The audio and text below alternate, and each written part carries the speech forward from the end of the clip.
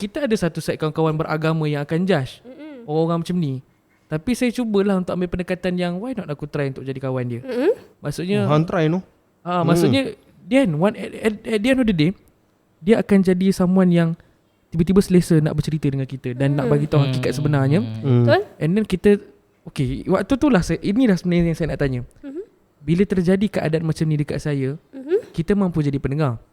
Tapi sebab saya bukan seorang yang pakar dan saya bukan ahlinya, saya tak boleh buat apa-apa dan saya tak tahu nak buat apa.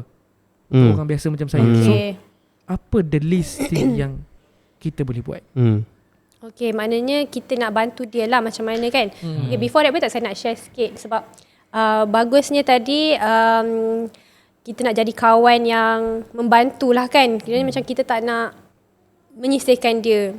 Ada beberapa klien saya yang dia datang session, dia bagi tahu benda tu tau. Macam dia kata, Kak Mira nak tahu tak, saya appreciate sangat ada kawan yang menerima. Yang kawan saya ni memang bagus. Dia agama dia memang terjaga, tapi dia tak pernah pun judge saya.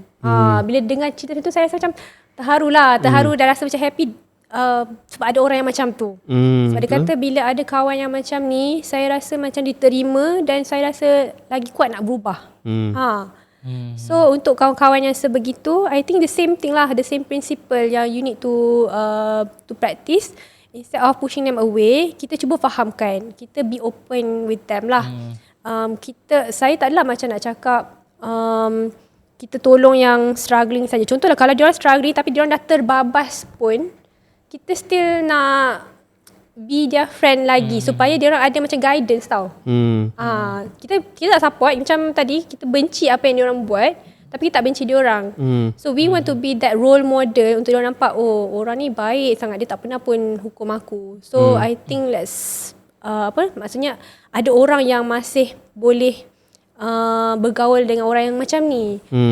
Dia macam bagi harapan dan dia bagi orang tu rasa yang ada ruang untuk dia improve diri sendiri tau. Kalau kita ni tunjukkan contoh yang baik. Kalau contohnya kita ni baik, orang semua nampak kita baik, tapi kita tak baik dengan diorang ni, mesti dia rasa macam diorang tu baik dengan diorang je, dengan orang macam kita ni tak baik pun.